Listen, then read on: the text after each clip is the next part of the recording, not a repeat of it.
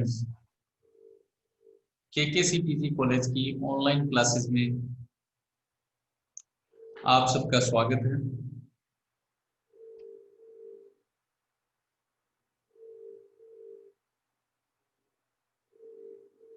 ये class BCA first year के students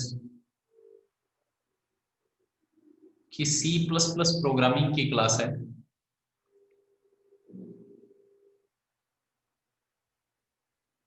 पीछे हमने 4 to 5 क्लासेस डिस्कस कर ली थी, जिसमें हमने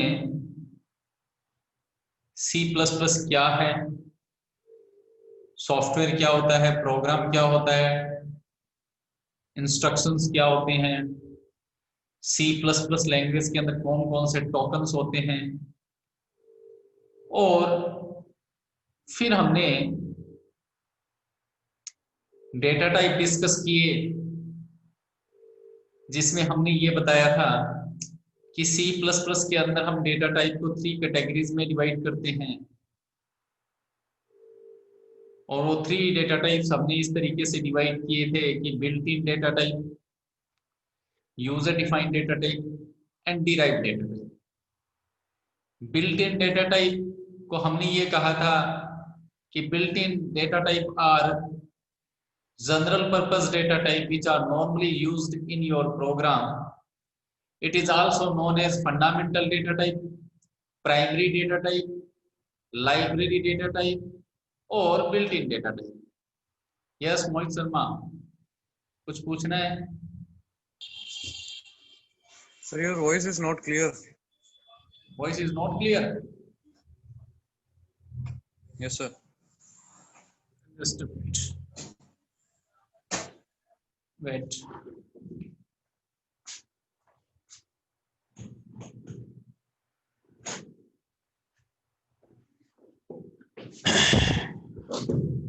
Now, अब क्लियर है क्या? हेलो, वॉइस क्लियर है या नहीं है? यस सर, क्लियर है। ओके, क्लियर है सर। सर ऐसे अटक अटक क्या रही है? मैं भी कोई नेटवर्क हो प्रॉब्लम रही है थी आपके यहाँ? Okay sir. हाँ, तो बच्चों में ये कह रहा था कि हमने last time data type discuss किया था। डेटा टाइप में हमने देखा था there are 3 types of data type in C language, C++ language, sorry C language. Built in data type which is also known as fundamental data type, primary data type, library data type। और जिसमें हमने discuss किया था कि built in data type are those data type which are used for general purpose and we can normally used in each and every program, such as हमने देखे थे integer data type, float data type. Integer के लिए मैंने ये कहा था कि ये वो डेटा टाइप है जिनका यूज हम इंटीजर वैल्यू को स्टोर करवाने के लिए करते हैं। फिर हमने देखा float data type which are normally use to store the values with decimal point. Decimal point वाली वैल्यू को स्टोर करवाने के लिए हम फ्लोट डेटा टाइप का यूज करते हैं। फिर हमने कैरेक्टर देखा, वॉइड देखा। तो these all are comes under the category of built in data type. Second one हमने डिस्कस किया था यूजर डिफाइंड डेटा टाइप। हमने ये कहा था कि वे डेटा टाइप जिनको हम खुद क्रिएट करते हैं according to our requirement. The data type which are created by us according to our requirement is called user defined data type. जिसमें हमने देखा था स्ट्रक्चर के बारे में मैंने ये डिस्कस किया था कि स्ट्रक्चर वो डेटा टाइप होते हैं जिसका यूज करके हम मिक्स्ड वैल्यूज स्टोर करवा सकते हैं। फॉर एग्जांपल, आपको बुक की इंफॉर्मेशन स्टोर करवानी है तो बुक की आईडी होगी, बुक का नेम हो गया, बुक का ऑथर हो गया, बुक का ISBN, बुक का edition and many more information we need to store about a book. Then in such a situation we need to use a such kind of data type which can hold these variety information। For example मैं ये कह सकता हूं कि जैसे book की ID है वो इंटीजर टाइप की हो सकती है, बुक का नेम जो है वो स्ट्रिंग टाइप का हो गया, है ना, बुक की प्राइस है वो पॉइंट में हो सकती है तो फ्लोट टाइप की होगी। तो इसके लिए हमें स्ट्रक्चर डेटा टाइप की रिक्वायरमेंट पड़ती है। तो ऐसे ही मेरे structure, union, enum data type, these all are comes under the user defined data type which are already discussed in shortly. Third category जिसका डिस्कस मैं बाद में करूंगा, और वो थर्ड कैटेगरी है derived data type. Derive data type अलग से चैप्टर आएगा तब हम डिटेल से डिस्कस करेंगे। डिराइव डेटा टाइप के लिए सिंपली मैं यह बता दूं कि ऐसे डेटा टाइप जो फंडामेंटल डेटा टाइप से या बिल्ट इन डेटा टाइप से ही निकले हैं उन्हें हम डिराइव डेटा टाइप कह सकते हैं। नाम से ही क्लियर है, डिराइव्ड मतलब ये किसी और डेटा टाइप से निकल करके आए हैं। तो ऐसे डेटा टाइप जो बिल्ट इन डेटा टाइप से ही जनरेट हुए हैं उन्हें हम डिराइव डेटा टाइप कहते हैं, जिसमें हम फंक्शन, पॉइंटर और एरे, ये 3 टाइप्स के डिराइव डेटा टाइप जो है वो हम डिस्कस करेंगे। ये अलग से चैप्टर है, फंक्शन का अलग से चैप्टर है, एरे का अलग से चैप्टर है, पॉइंटर का अलग से चैप्टर है। तो ये 3 जो डेटा टाइप्स है इनके अलग से चैप्टर है, इसलिए हम यहाँ पर जो है इनका डिस्कशन नहीं करके बाद में अलग से डिस्कशन करेंगे। These all are about the data types.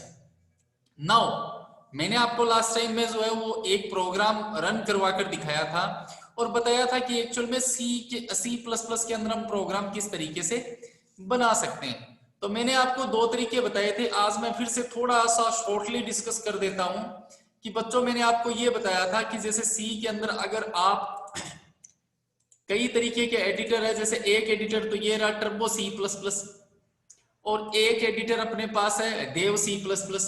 तो मैंने वैसे दोनों में प्रोग्राम बनाकर बताया था, आज मैं फिर एक बार थोड़ा सा बता देता हूं कि ये टर्बो C++ है। जब आप इस पर डबल क्लिक करोगे तो इस तरीके से आपको जो है एक ब्लू कलर की स्क्रीन दिखाई देगी। टर्बो C++ को हम अभी मैं यूज करके आपको दिखाऊंगा, क्या क्या यूज करते हैं वो ऑलरेडी मैं डिस्कस कर चुका हूं।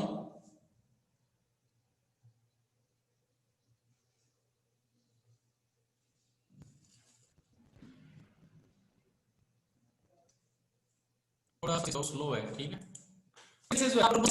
अब इस तरीके होने के बाद आपको क्या करना है, फाइल ये सही आपका ये सीन जब हो जाएगी तो सीन विजिबल होने के बाद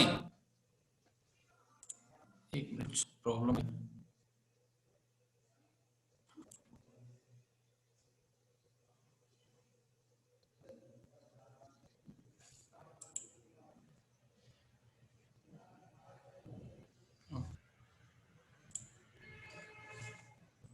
देखो तो इसमें जैसे मैंने आप प्रोग्राम किए, आपको टर्बो C++ का आप यूज कर फाइल में जाओगे, फाइल में जाओगे तो फाइल पर क्लिक करोगे, जैसे आप न्यू पर क्लिक करिए देयर आर सम प्रोसेस।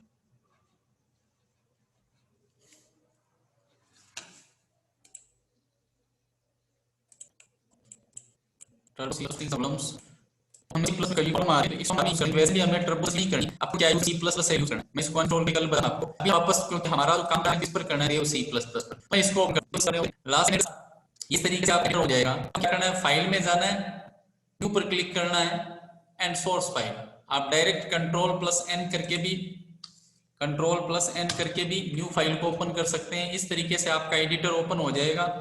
मैंने आपको लास्ट टाइम बताया था कि जब भी आप C++ के प्रोग्राम बनाओगे तो आपको कुछ लाइनें जिनका मैं डिस्कशन कर चुका हूं, एक्सप्लेन कर चुका हूं, मैं सिर्फ आपको बता देता हूं कि जब भी आप कोई C++ का प्रोग्राम बनाओगे तो आपको ये जो लाइंस है ये आपको लिखनी है। सबसे पहले आपको हेडर फाइल इंक्लूड करवानी है, IOStream नेम की जो हेडर फाइल है वो प्रोग्राम में इंक्लूड करवा लेंगे, ठीक है।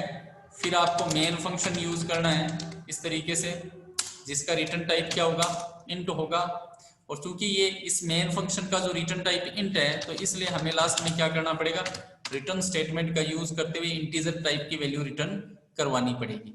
कोई भी C++ का प्रोग्राम बनाना हो, और ये जितनी भी आप फाइलें यूज कर रहे हो, जैसे IOStream हेडर फाइल आप यूज कर रहे हो प्रोग्राम में, तो ये सारी की सारी हेडर फाइल आपके नेम स्पेस के अंदर है। इसलिए हमें क्या करना पड़ेगा, एक नेम स्पेस इंक्लूड करना पड़ेगा। किस नेम का, std नेम का। तो यूजिंग नेम स्पेस std, इसका मतलब ये हो गया कि हमने प्रोग्राम में यूज किया है एक नेम स्पेस। किस नेम से, std नेम से, स्टैंडर्ड नेम से हमने एक नेम स्पेस यूज किया है। तो ये इतना काम आपको हर प्रोग्राम में करना है। अब ये आईओ स्ट्रीम क्या होती है ये डिस्कस कर चुका हूँ। नेम स्पेस मैंने आपको बता दिया कि ये जैसे एसटीडी नाम की एक लाइब्रेरी है जिसके अंदर ये जितनी भी फाइलें हैं, जैसे मैंने आईओ स्ट्रीम यूज कर रखी है तो वो किसके अंदर है, इसके अंदर है। मतलब हमने ये जब नेम स्पेस यूज किया इसका मतलब इसके अंदर जितनी भी फाइलें अब हम डायरेक्ट प्रोग्राम में यूज कर सकते हैं क्योंकि आपने एसटीडी नाम के जो नेम स्पेस को इंक्लूड करवा लिया। तो ऐसे इतनी लाइनें तो आपको ये मान लो कि हर प्रोग्राम में लिखनी है, ठीक है। अब चूंकि हम डेटा टाइप को डिस्कस कर चुके हैं तो इसलिए अब हम थोड़ा जो है वो प्रोग्राम का बेसिक इंट्रोडक्शन भी देखेंगे। वैसे मैं हेलो वर्ल्ड प्रिंट करने का एक प्रोग्राम बना चुका हूं, ठीक है। अब मैंने लास्ट टाइम आपको बताया था कि जब भी आपको कोई कुछ भी प्रिंट करना हो सी के अंदर, अगर आपको कुछ भी प्रिंट करना है, सॉरी C++ के अंदर आपको अगर कुछ भी प्रिंट करना है तो प्रिंट करने के लिए मैंने आपको बताया था काउट ऑब्जेक्ट यूज करते हैं और इसके साथ ये जो मैंने लेस देन यूज किया है इसको हम बोलते हैं पुट टू ऑपरेटर। क्या बताया था मैंने कि काउट यहां पर क्या है, एक ऑब्जेक्ट है और ये जो लेस देन यूज कर रहा हूं ये है पुट टू ऑपरेटर। एक तरीके से आप ये कह सकते हो कि आप कीबोर्ड काउट ऑब्जेक्ट और पुट टू ऑपरेटर दोनों मिलकर के आप जो कंटेंट प्रिंट करवाना चाहते हो उसको ये मॉनिटर तक पहुंचा देंगे। तो सिंपली आप ये कह सकते हो कि cout object and put to operator जो है वो मिलकर के यूज होंगे और आप इस डबल कोटेशन मार्क्स के अंदर जो भी स्ट्रिंग दोगे वो स्ट्रिंग प्रिंट हो जाएगी। जैसे मैंने यहां पर दिया हेलो वर्ल्ड, और जैसे कि आप इंग्लिश में अगर कोई भी सेंटेंस लिखते हो तो लास्ट में फुल स्टॉप लगाते हो, हिंदी में आप उसको पूर्ण विराम बोल देते हो। इसी तरीके से C++ भी क्या है, एक लैंग्वेज है, इसमें भी क्या है, जैसे ही आपने ये एक सेंटेंस लिखा, आप ध्यान रखना कि मेन के बाद में सेमीकोलन नहीं लगेगा, ठीक है। आईओ स्ट्रीम के बाद में सेमीकोलन नहीं लगेगा, लेकिन मेन के अंदर आप जितने भी स्टेटमेंट लिखोगे तो हर सेंटेंस के बाद में सेमीकोलन लिखेगा। जैसे मैंने यहाँ पर लगाया सेमीकोलन, इसका मतलब ये एक सेंटेंस कंप्लीट हो गया। जैसे फुल स्टॉप लगाते हैं वैसे सेमीकोलन लगता है इसमें। रिटर्न 0 सेमीकोलन, इसका मतलब ये दूसरा स्टेटमेंट कंप्लीट हो गया। तो मैंने आपको बताया cout object and put to operator is used to print any string in C++। तो आपने हेलो वर्ल्ड नाम का जो एक मैसेज प्रिंट करवाना चाह रहे हो, डबल कोट में आपने ले ली एक स्ट्रिंग हेलो वर्ल्ड, ठीक है। अब आप इसको सेव कर दो, कंट्रोल S। जब आप कंट्रोल S करोगे या फाइल में जाकर के भी आप सेव पर क्लिक कर सकते हो, फाइल में जाकर के आप सेव पर क्लिक करोगे तो ये बाय डिफॉल्ट में हमने एक C++ नाम का एक फोल्डर बना रखा है जिसके अंदर अपने प्रोग्राम सेव हो रहे हैं, ठीक है।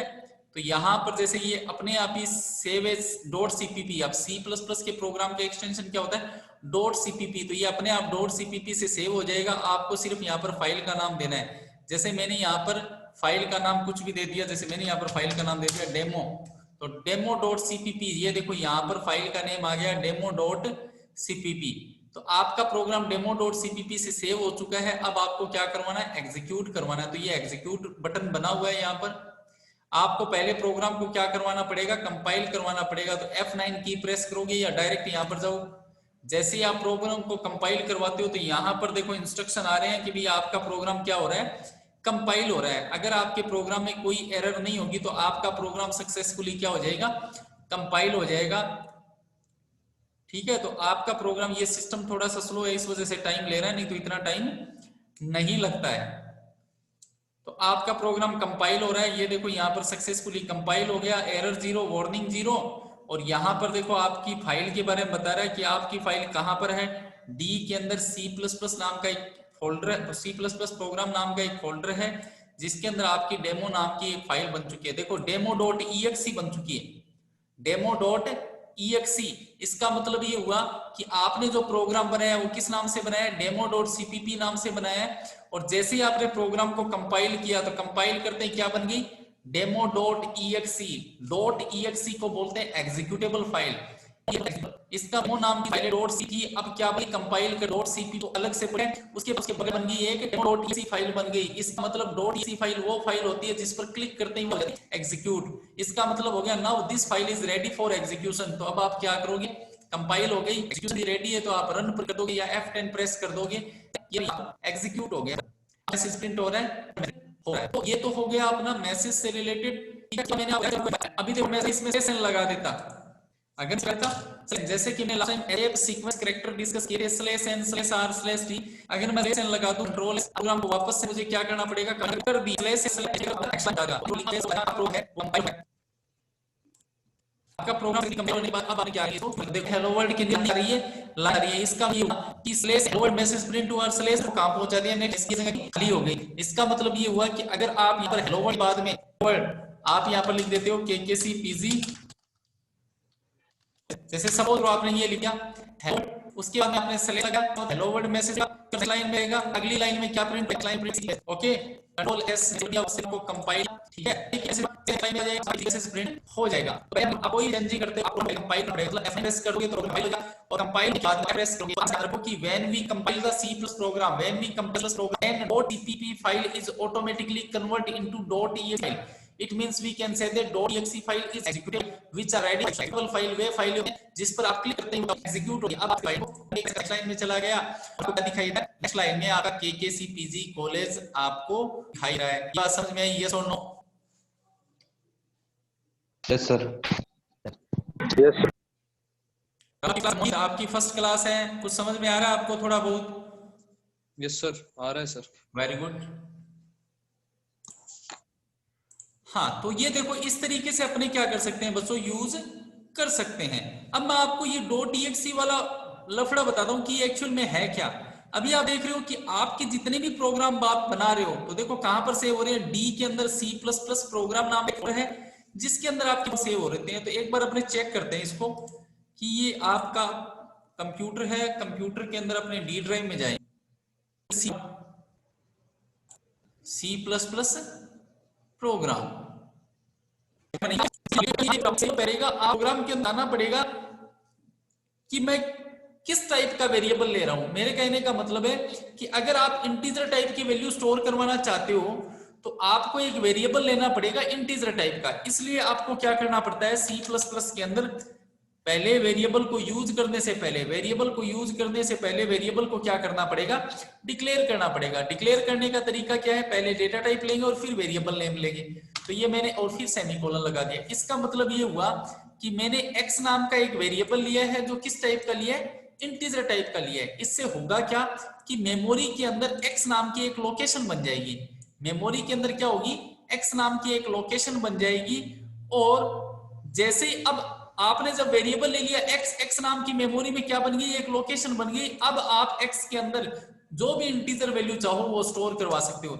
जैसे आपने लिखा, स्टोर करवाने का तरीका क्या है, वेरिएबल का नेम लिखेंगे, फिर इक्वल लगाएंगे और फिर वैल्यू लिखेंगे और फिर लास्ट में क्या लगा देंगे, सेमीकोलन। इसका मतलब ये हुआ कि आपने एक वेरिएबल लिया है x जो किस टाइप का है, इंटीजर टाइप का है। इसका मतलब अब आप x के अंदर इंटीजर वैल्यू स्टोर करवा सकते हो। तरीका क्या है, वेरिएबल नेम इक्वल और फिर वैल्यू। इसका मतलब ये जो 50 वैल्यू है वो किसमें स्टोर करवा दी आपने, x के अंदर स्टोर करवा दी। अब आप इसको प्रिंट करवा सकते हो। प्रिंट करवाने के लिए मैंने वही तरीका बताया, cout object, put to operator और वेरिएबल का नेम। अब देखो मैसेज प्रिंट करवाना होता है तब तो आप डबल कोट लेते हो, क्या लेते हो, ये डबल कोटेशन मार्क है या डबल कोट बोल सकते हो। लेकिन अगर आपको वेरिएबल की वैल्यू डायरेक्ट प्रिंट करवानी है तो वेरिएबल का डायरेक्ट नेम लिखो x और फिर सेमीकोलन। इसका मतलब ये हुआ कि cout ऑब्जेक्ट और पुट टू ऑपरेटर दोनों मिलकर के किसकी वैल्यू को प्रिंट कर देंगे, x की वैल्यू को प्रिंट कर देंगे। कंट्रोल S, मैं उसी को ओवरराइट कर रहा हूं, demo.exe को कंपाइल कर दो, ठीक है। तो यहां पर हमने क्या किया, एक वेरिएबल लिया x किस टाइप का, इंटीजर टाइप का, और फिर उस इंटीजर टाइप के वेरिएबल x के अंदर एक इंटीजर टाइप की वैल्यू 50 स्टोर करवाइए और फिर हम यहां पर x की वैल्यू को प्रिंट करवा रहे हैं। तो हमारा आउटपुट क्या आना चाहिए, 50 आना चाहिए। तो अपना प्रोग्राम जो है वो हमने कंपाइल किया, आपका प्रोग्राम सक्सेसफुली कंपाइल हो चुका है, 0 एरर, वार्निंग 0। अब आप क्या करोगे इस प्रोग्राम, ओहो फिर से कंपाइल पर क्लिक कर दिया, सॉरी कोई बात नहीं, पहले कंपाइल ही होगा, ठीक है। तो प्रोग्राम आपका सक्सेसफुली कंपाइल हो गया था, गलती से फिर से कंपाइल पर क्लिक हो गया, ये कंपाइल हो गया। अब हम क्या करेंगे, प्रोग्राम को रन करवा देंगे। रन करवा देंगे तो आपको क्या दिखाई दे रहा है, यहां पर 50 दिखाई दे रहा है। सिर्फ 50 क्यों आ रहा है, क्योंकि आपने यहां पर लिख दिया कि क्या प्रिंट हो जाए, x प्रिंट हो जाए। क्योंकि आपने यहां पर क्या लिखा है, आपने यहां पर लिखा है कि क्या प्रिंट हो जाए, x प्रिंट हो जाए। तो x की वैल्यू जो है वो प्रिंट हो जाएगी। क्या प्रिंट हो जाएगी? x की वैल्यू प्रिंट हो जाएगी। अब अगर आपको ये x की वैल्यू है, ऐसे ही मान लो अगर आपको सपोज करो कि आपने यहां पर इंटीजर की जगह इसके अंदर फ्लोट वैल्यू स्टोर करवा दी 50.5, तो आप मुझे बताइए कि x के अंदर क्या स्टोर होगा? आप में से कौन बताएगा x के अंदर क्या स्टोर होगा?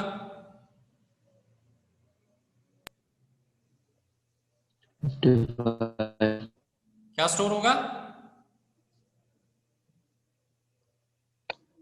55। 55।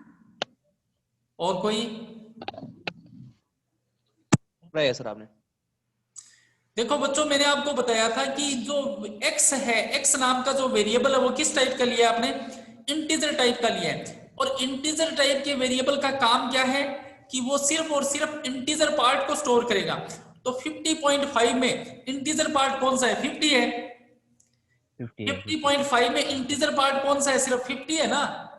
पॉइंट के बाद वाला तो वो डेसिमल पॉइंट वाली वैल्यू होगी।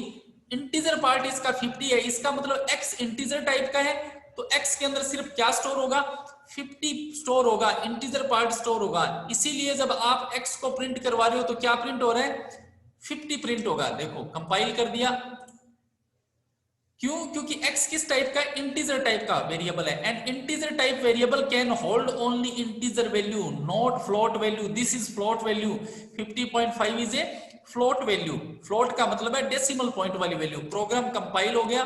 अब आप इसको एग्जीक्यूट करवा दो तो आप देखोगे कि यहां पर 50.5 प्रिंट नहीं हुआ है, x की वैल्यू प्रिंट करवाइए।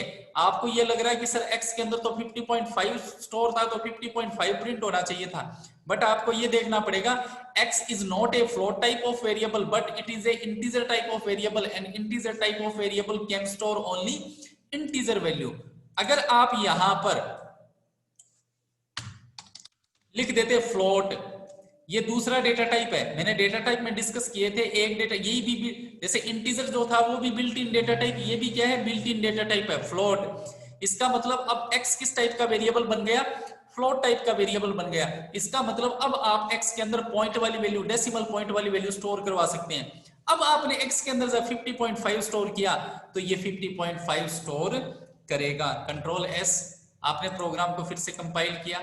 इस बार x जो है वो इंटीजर टाइप का वेरिएबल नहीं है बल्कि फ्लोट टाइप का वेरिएबल है। इसका मतलब अब आप इसमें फ्लोट टाइप की वैल्यू स्टोर करवा सकते हो। जैसे कि आपने 50.5 स्टोर करवाया तो स्टोर हो गया x के अंदर, और अब आप रन करवा दो। आप यहां पर देखोगे कि आपको क्या प्रिंट हो रहा है? आपको क्या प्रिंट हो रहा है? यहां पर आपको 50.5 यहां पर इस बार मिल रहा है। क्यों मिल रहा है? अब आप में से कोई, मैंने आपको लास्ट टाइम जब डेटा टाइप पढ़ा रहा था तब मैंने आपको बताया था कि फ्लोट डेटा टाइप जो है वो पॉइंट के बाद में 6 डिजिट तक की वैल्यू ले सकता है। अब देखो मैंने यहां पर, जैसे यहां पर ले लिया मैंने, कितने डिजिट हो गए? 5 डिजिट। 5। ये लो 6 डिजिट हो गए। ठीक है, अब मैं इसको सेव करता हूं, कंपाइल करवाता हूं। मैंने 6 डिजिट ले लिए। मैंने आपको बताया था कि फ्लोट डेटा टाइप जो है वो पॉइंट के बाद में 6 डिजिट तक की वैल्यू ले सकता है। आपने 6 डिजिट तक की वैल्यू ले ली। अब हम चेक इट आउट कर रहे हैं कि क्या रियल में कंपाइल हो गया सक्सेसफुली। रन कराओ।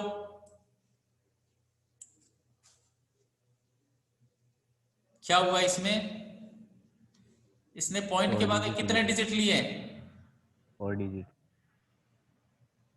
4 डिजिट लिए। 4 डिजिट नहीं लेने चाहिए थे भाई, 6 डिजिट लेगा ये कितने डिजिट लेगा? 6 डिजिट लेगा। ठीक है, मैं इसको चेक करूंगा क्योंकि ये जो है ना फ्लोट डेटा टाइप, ये पॉइंट के बाद में कितने डिजिट ले सकता है? 6 डिजिट तक की वैल्यू ले सकता है। ठीक है, हम इसको चेक करेंगे। इसको चेक हो सकता है इसको रीस्टार्ट करके दोबारा से चेक करेंगे अपने। तो आप अभी के लिए ये समझो कि अभी जो जितनी वैल्यू मैंने स्टोर करवाई है वो x जो फ्लोट टाइप का वेरिएबल है, आप अपने सिस्टम पर इसको रन करवा कर देखना और फिर मुझे बताना। ठीक है, कि भाई ये पॉइंट के बाद में जो फ्लोट डेटा टाइप है वो 6 डिजिट तक की वैल्यू आसानी से इसके अंदर स्टोर करेगा। उसके बाद मैंने आपको अब आपका क्वेश्चन बनता है कि सर ये जैसे 50.5 है, क्या मैं यहां पर मल्टीपल वेरिएबल ले सकता हूं? आप बिल्कुल ले सकते हो। जैसे मैंने एक वेरिएबल और लिया फ्लोट y, इस बार मैंने दो वेरिएबल ले लिए, एक तो x फ्लोट टाइप का वेरिएबल x और एक फ्लोट टाइप का वेरिएबल y। x के अंदर 50.5 और y के अंदर 50.6। x और y दो वेरिएबल ले लिए मैंने, तो फिर x की वैल्यू प्रिंट कर दी और y की वैल्यू प्रिंट कर दी। x की वैल्यू क्या प्रिंट होगी? 50.5 और y की वैल्यू क्या प्रिंट होगी? 50.6। 50.6 कंट्रोल S। आप ध्यान से देखिए, x किस टाइप का वेरिएबल है? फ्लोट टाइप का। y किस टाइप का वेरिएबल है? फ्लोट टाइप का। मैंने बताया कि कोई भी वेरिएबल यूज करने से पहले डिक्लेयर करना पड़ेगा। x के अंदर फ्लोट वैल्यू, y के अंदर फ्लोट वैल्यू, x के अंदर 50.5, y के अंदर 50.6। पहले x की वैल्यू प्रिंट की और फिर y की वैल्यू प्रिंट की। कंट्रोल S, कंपाइल कर दिया प्रोग्राम को। प्रोग्राम सक्सेसफुली होने के बाद अब देखो आपके हिसाब से आउटपुट आना चाहिए 50.5 पहले आएगा और 50.6 बाद में आएगा, क्योंकि पहले x प्रिंट कर रहे हैं और बाद में y। अब रन करवाते हैं। आप देख रहे हो, देखो 50.5 और उसके बाद में 50.6 और दोनों ही क्या आ रहे हैं? एक लाइन के अंदर आ रहे हैं। क्यों आ रहे हैं? क्योंकि देखो सी आउट और पुट टू ऑपरेटर पहले x की वैल्यू प्रिंट कर देंगे, ठीक है, और फिर देखो आपने स्लैश एन नहीं लगाया। मैंने आपको बताया था कर्सर को नेक्स्ट लाइन में पहुंचाने के लिए आपको क्या लगाना पड़ेगा? स्लैश एन लगाना पड़ेगा। अभी मैं आपको स्लैश एन की बात बताऊंगा। अब आप देख रहे हो कि सर x और y की वैल्यू प्रिंट करवानी है, तो प्रिंट करवाने के लिए आपको पता है कि सी आउट ऑब्जेक्ट और पुट टू ऑपरेटर दोनों यूज होते हैं। तो मैं इनको दो लाइन में लिखने की बजाय एक लाइन में लिख सकता हूं। तो आंसर है यस। आप दो लाइन की बजाय इनको क्या कर सकते हो? एक लाइन में ही लिख सकते हो। कैसे? देखो सी आउट पुट टू क्या प्रिंट हो गया? x की वैल्यू। अब अगर किसी और वेरिएबल की वैल्यू प्रिंट करवानी है तो इस बार वापस सी आउट नहीं लिखना पड़ेगा। एक बार सी आउट लिख दिया, एक बार सी आउट लिख दिया। अब देखो प्रिंट करना है किसको? x को, पुट टू x। अब प्रिंट करना है किसको? y को, पुट टू y। इसका मतलब सी आउट आपने एक बार लगा दिया, उसके बाद में put to x, x print हो गया, put to y, y print हो गया। कंट्रोल S, कंपाइल कर दिया। प्रोग्राम को हमने कंपाइल कर दिया और कंपाइल करने के बाद में हम इसको क्या कर देंगे? सक्सेसफुली एग्जीक्यूट करवा देंगे। रन करवा दिया। आप देख रहे हो कि आउटपुट तो वही है, क्योंकि देखो कर्सर तो नेक्स्ट लाइन में जा ही नहीं रहा, ठीक है। तो यही 50.5, 50.6। अब कर्सर को आपको नेक्स्ट लाइन में देखो क्या हो रहा है? C out put to x, x की वैल्यू प्रिंट होगी, पुट टू y, y की वैल्यू प्रिंट होगी। तो स्पेस तो आपने कहीं दिया ही नहीं। तो आप क्या कर सकते हो? देखो पुट टू लगाना है कुछ भी काम करने के लिए। पुट टू x, x की वैल्यू। अब मैं फिर से लिखता हूं पुट टू। आपने देखा था कि स्लैश एन आपने कहां लगाया था? डबल कोट में लगाया था। तो यहां पर भी आप क्या करोगे? Slash n, put to double quote में क्या लगा दिया? Slash n. तो अब देखो क्या होगा? पुट टू पहले x की value, put to slash n, cursor अगली लाइन में, पुट टू y, फिर y की वैल्यू प्रिंट होगी। इसका मतलब x की वैल्यू पहले 50.5 प्रिंट होगी, फिर कर्सर नेक्स्ट लाइन में जाएगा और फिर y की वैल्यू प्रिंट होगी। कंट्रोल S, कंपाइल किया और फिर अपने एग्जीक्यूट करवा दें। मतलब पहले x की वैल्यू और फिर कर्सर नेक्स्ट लाइन में। हमेशा ध्यान रखो ये स्लैश एन स्लैश टी हमेशा डबल कोट में लगेंगे। कंपाइल हो गया और अब अपने क्या कर देते हैं? इसको एग्जीक्यूट। इस बार देखो आपकी वैल्यू जो है वो कहां आ रही है? 50.5 x की वैल्यू और फिर अगली लाइन में y की वैल्यू आ रही है। अब क्वेश्चन ये बनता है कि सर ये दोनों वेरिएबल सेम ही टाइप के हैं, तो इनको अलग अलग लाइन में लिखने की बजाय एक लाइन में लिख सकते हैं। बिल्कुल आप सेपरेटर का यूज करो, कोमा। आप क्या करोगे? कोमा यूज करोगे। जैसे इसका मतलब x और y दो वेरिएबल आपने डिक्लेयर किए हैं, x, y, x और y दो वेरिएबल है और दोनों किस टाइप के हैं? फ्लोट टाइप के हैं। तो x में फ्लोट वैल्यू, y में फ्लोट वैल्यू, ठीक है। आप इनको भी एक लाइन में लिख सकते हो क्योंकि ये दोनों ही फ्लोट टाइप के हैं। तो ये लो y इज इक्वल टू 50.6। तो ये देखो x और y दोनों 50.6। आप इसको कंपाइल करो। आपका प्रोग्राम अगर सक्सेसफुली कंपाइल हो जाएगा तो हम इसको क्या करेंगे? बाद में सक्सेसफुली एग्जीक्यूट करवा देंगे। रन करवा दिया। तो आप देख रहे हो, ये देखो आपको आउटपुट आ रहा है। तो अभी तो हमारी क्लास का टाइम जो है वो शॉर्ट टाइम था, कंप्लीट हो गया। नेक्स्ट क्लास जब भी होगी तो आपको जो है उन ग्रुप में जो है वो मैसेज डाल देंगे। आप अपनी वीडियो को ज्यादा से ज्यादा लाइक करें, शेयर करें, और अपना जो कॉलेज का जो चैनल है आप